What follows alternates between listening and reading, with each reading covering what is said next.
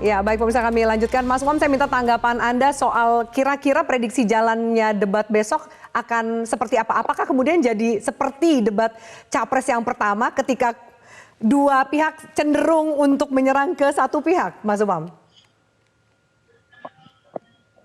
Ya, saya pikir apa yang disampaikan oleh Mas Farhan dan juga Mas Ciko sudah merepresentasikan bagaimana kira-kira strategi komunikasi yang akan digunakan oleh Capres nomor urut 1 dan nomor urut 3. Yaitu seperti kata Sun Tzu, pertahanan terbaik adalah menyerang. Dan hal itu tampaknya akan dilakukan oleh Mas Anies dan juga Mas Ganjar. Karena bagaimanapun juga Pak Prabowo memiliki elektabilitas yang relatif sudah terkonsolidasi. Maka untuk menciptakan sebuah daya kompetisi yang cukup mapan, maka kemudian harus banyak mengambil political point dalam debat ini. Nah, supaya bisa mendapatkan poin, maka kemudian pola komunikasi yang sifatnya ofensif atau menyerang itu akan jauh lebih efektif untuk mendegradasi lawan. Nah, sementara di sisi yang lain, Pak Prabowo besar kemungkinan akan menjadi figur dalam konteks ini dengan pola strategi yang sangat defensif. Karena beliau saat ini duduk di Kementerian Pertahanan, kemudian juga merepresentasikan dari pemerintahan yang ada saat ini, sehingga kemudian catatan-catatan tadi itu betul-betul harus dipertanggungjawabkan satu persatu, mulai dari isu akuntabilitas dan transparansi terkait dengan pengadaan alat utama sistem persenjataan, kemudian terkait dengan nomenklatur kinerja atau kebijakan food estate yang seharusnya memang bukan pada ranah Kementerian Pertahanan, tapi kemudian diserahkan memang kepada Kementerian Pertahanan, tapi dengan output yang belum optimal. Tentu semua ini membutuhkan sebuah penjelasan detail, dan besar kemungkinan dari 01 dan juga 03 akan melakukan serangan hebat, dan serangan itu salah satunya untuk menciptakan poin yang cukup signifikan. Nah, di sisi yang lain, Mbak, secara tema, memang ini tema sangat Prabowo. Beliau satu-satunya capres yang memang memiliki latar belakang militer. Tetapi betul bahwa ketika kemudian posisi 01 dan 03 tidak berasal dari kalangan militer, maka kemudian relatif tidak ada beban. Ketika tidak ada beban, maka kemudian akan memberikan ruang manuver yang lebih terbuka bagi keduanya untuk melakukan serangan balik kepada Pak Prabowo. Sehingga kalau Pak Prabowo tampil impresif, barangkali penilaian publik wajar. Itu sudah biasa. Tapi kalau misal Anies dan juga Ganjar bisa melakukan serangan secara impresif, itulah sebuah lompatan yang bisa mengkonsolidasikan basis elektabilitas dari masing-masing pihak. Dan terkait dengan konteks tema, tema ini termasuk tema elit. Dan tidak mudah untuk membawanya ke dalam konteks tema publik, tema rakyat. Maka yang bisa dilakukan adalah menarik dia ke dalam konteks yang bisa diterima oleh publik. Publik selama ini fokusnya terkait dengan konteks sosial ekonomi. Maka saran saya barangkali bisa dijadikan sebagai rujukan. Bicara lebih banyak mengeksplor terkait dengan konteks diplomasi ekonomi dan juga diplomasi perdagangan. Karena seringkali ketika kemudian disampaikan bagaimana optimalisasi UMKM dan lain sebagainya, itu tidak banyak masuk di sana capres-capres itu. Nah, ketika kemudian dibicarakan itu, kalau misal kemudian bisa menghadirkan sebuah lompatan transformasi ekonomi dan impact-nya langsung ke rakyat, ke penghasilan, ke daya beli, saya pikir impact-nya akan jauh lebih signifikan dibanding isu-isu yang barangkali menjadi isu langit selama ini. Baik, tapi sepertinya soal isu anggaran nih, saya minta tanggapan dari Mas Farhan. Ini sudah mulai perang narasi di media ya. Gus Imin sempat komentar soal tambahan anggaran 385 triliun dan sempat mengatakan bahwa kalau nggak perang, kenapa sih kebanyakan utang beli alat perang gitu kan? Nah, kenapa statement itu disampaikan gitu? Termasuk juga nanti Mas Ganjar saya bacakan. Tapi Mas Farhan dulu, kenapa itu kemudian dilemparkan? Udah juga dibalas loh sebenarnya oleh Pak Prabowo, Mas Farhan. Ada dua visi sebetulnya mengenai pembelian alat perang ini. Satu yang menganggap bahwa dalam 30 tahun ke depan tidak mungkin ada perang di wilayah Asia Tenggara, khususnya di wilayah yang diapit oleh kepentingan geopolitik Amerika dan Cina. Pasti keseimbangannya itu akan terjaga dengan sangat baik. Namun di sisi lain juga tetap ada bahwa perang bisa terjadi kapanpun karena bisa jadi Cina tiba-tiba menginvasi Taiwan, dan apabila itu terjadi maka perangnya akan terjadi di seluruh Asia Pasifik. Nah, itu tentunya dua pandangan yang berbeda. Tinggal nanti kita lihat. Kita tahu bahwa latar belakang Caimin adalah Gus Muhaimin ini seorang santri yang sangat dekat dengan rakyat, sehingga buat dia seperti dalam narasinya dia selalu bilang Saya tuh di Eropa melihat bagaimana alat perang dihancurkan, diubah menjadi alat pertanian, gitu. Iya. Wajar-wajar saja, karena bagaimanapun juga itu sebuah upaya kami untuk mendekatkan isu tersebut dengan kepentingan dan kebutuhan rakyat. Dan pada akhirnya memang akan menyentuh pada satu hal, yaitu ketahanan pangan sebagai salah satu dari 3 ketahanan yang harus dijaga dalam tugas pertahanan, keamanan, dan juga diplomasi internasional Indonesia. Mas Farhan, Pak Prabowo mengatakan bahwa mengomentari komentar dari Gus Imin, ya itu yang komentar itu adalah pihak yang nggak paham soal geopolitik. Tanggapan Anda? Ya boleh aja Pak Prabowo berkomentar seperti itu, tapi kita tahu bahwa orang yang berkomentar seperti itu, maksudnya Caimin, Gus Muhaimin ini adalah orang yang mengerti betul bagaimana rasanya menjadi rakyat kecil, berjuang keras sampai akhirnya sekarang menjadi seorang pemimpin. Itu bedanya, bagaimana seorang pemimpin yang lahir dari rakyat kecil sampai akhirnya menjadi pemimpin beneran. Oke, sebenarnya Mas Ciko, komentar yang sama juga dilemparkan oleh Mas Ganjar. Tadi sempat kita putarkan di paket berita sebelum kita memulai dialog ini. Kurang lebih Mas Ganjar mengatakan, ya nggak bisa bicara soal pertahanan kalau belinya pesawat bekas. Ini kok nyinyirannya hampir sama nih sama Gus Imin. Sebenarnya menurut saya tidak sama ya. Kita juga bicara soal anggaran yang tinggi. Bahkan justru kalau Pak Ganjar terpilih menjadi presiden, kita akan mengikuti standar yang sudah baku di dunia internasional bahwa pembelian alutsista atau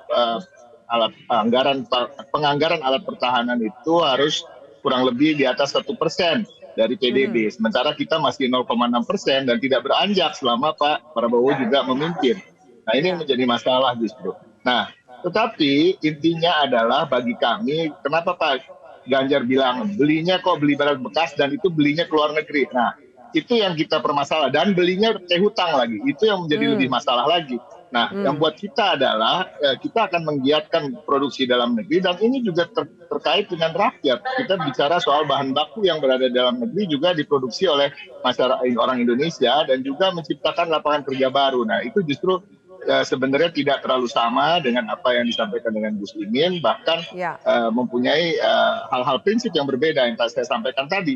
Kita ini dibandingkan dengan negara ASEAN lainnya, kita paling rendah dalam spending on defense system.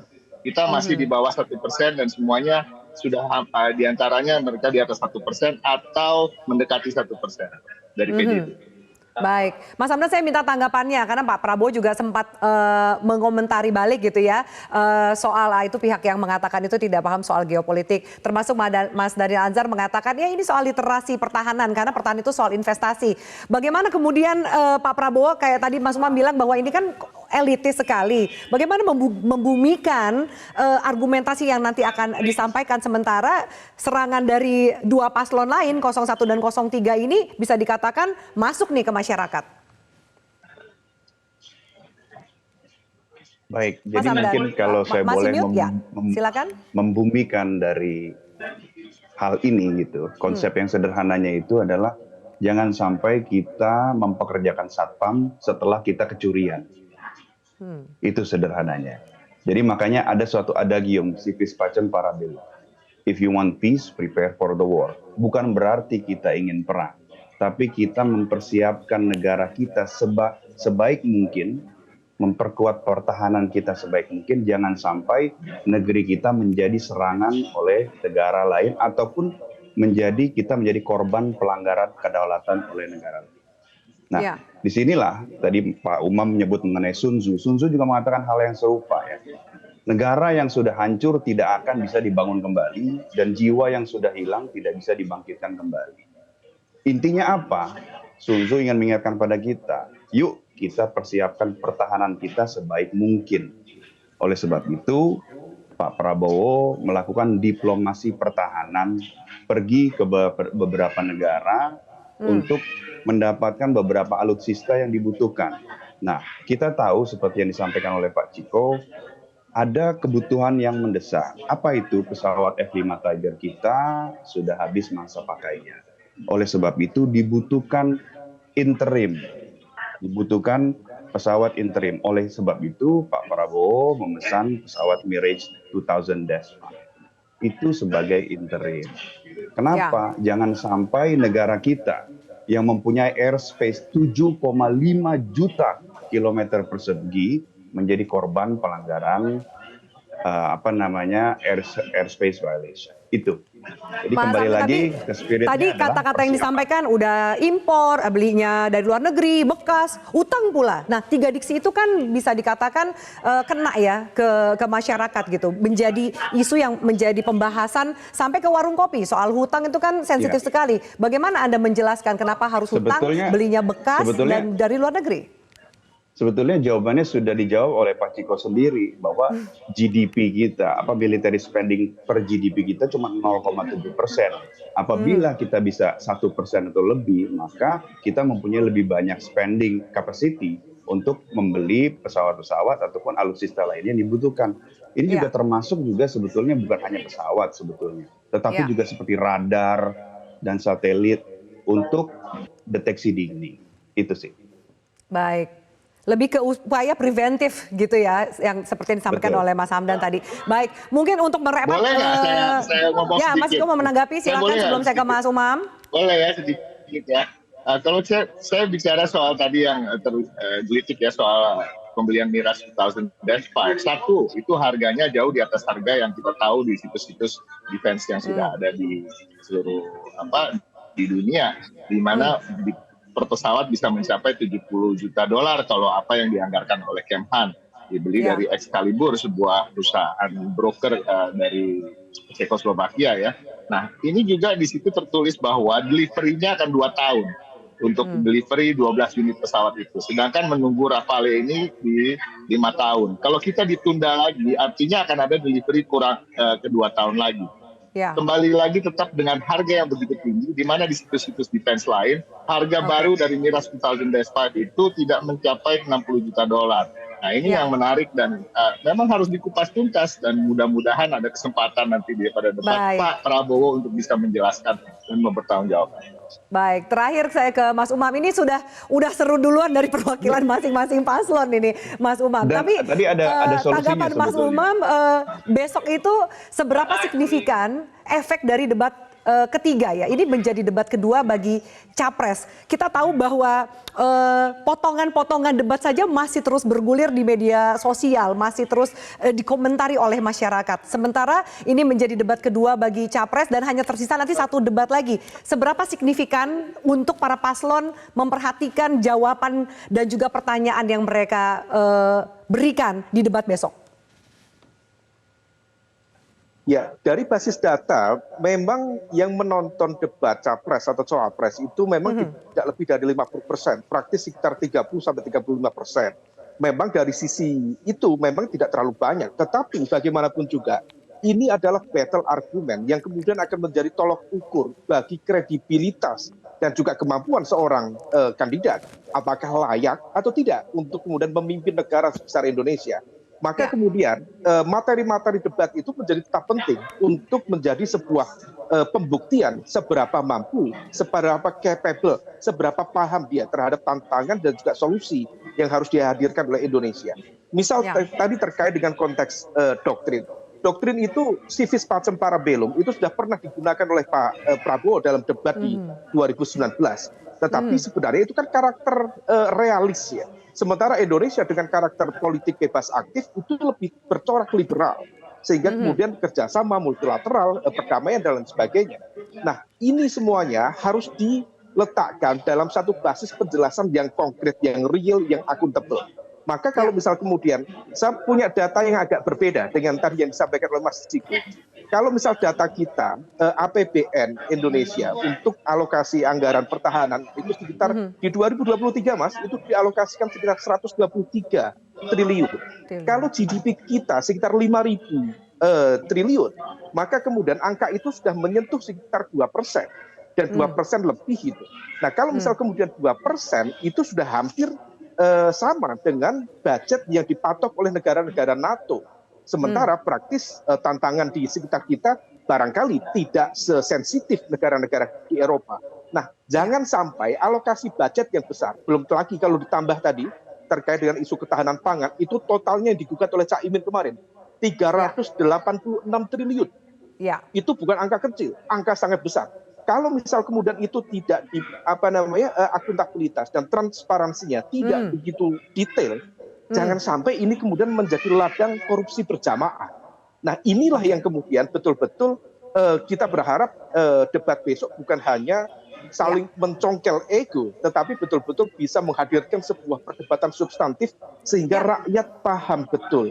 Ini pemimpin kita paham bagaimana kemudian mengelola pertahanan negara, keamanan negara, khususnya terkait dengan konteks Papua, dan juga bagaimana jangan sampai isu luar negeri itu disconnect dengan isu di dalam negeri. Seringkali menurut riset dari David McRae dari University of Melbourne, kebijakan politik luar negeri Indonesia itu disconnect dengan konteks debat yang ada di politik dalam negeri. Kalau bisa kemudian di-match-kan, itu saya pikir akan memberikan nilai tambah. Dan kita lihat performa, akan kita uji performa masing-masing besok. Saya setuju, terima kasih banyak. Kita akan lihat bagaimana jalannya debat esok hari. Terima kasih Mas Farhan, Mas Ciko, Mas Hamdan, dan juga Mas Umam untuk diskusi kita pada sore hari ini. Salam sehat selalu. Jelajahi cara baru mendapatkan informasi. Download Metro TV Extend sekarang.